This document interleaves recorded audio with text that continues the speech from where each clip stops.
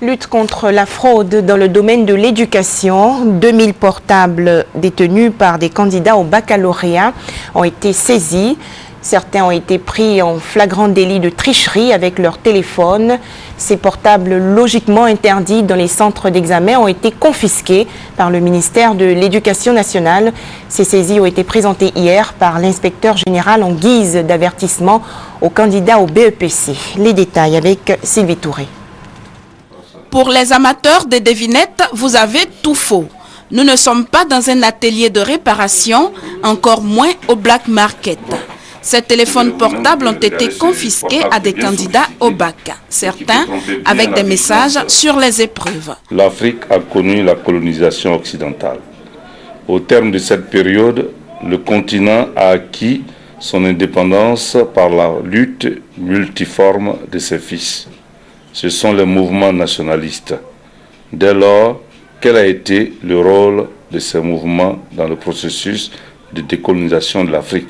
Sur le portable d'une jeune fille qui composait à Daloa, et celui qui transmettait le message était situé à Gagnoa.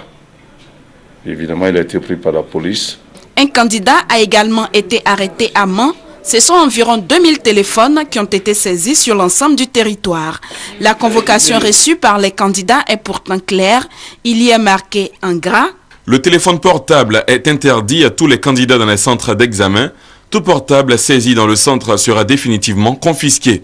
L'inspecteur général, coordonnateur général de l'inspection de l'éducation nationale, Ibrahima Kourouma prévient, la même rigueur va s'appliquer aux candidats au BEPC qui entrent en lice ce mardi. Nous souhaiterons que au BEPC, ceux qui vont concourir au BEPC évitent de venir avec des portables parce que nous resterons intransigeants devant ce texte. Les 298 361 candidats au BEPC sont donc avertis. Le message de la ministre de l'Éducation nationale aux superviseurs est sans embâge, vigilance accrue contre toute forme de fraude, surtout contre la numérisation de la fraude et de la tricherie qui s'opère via les téléphones portables.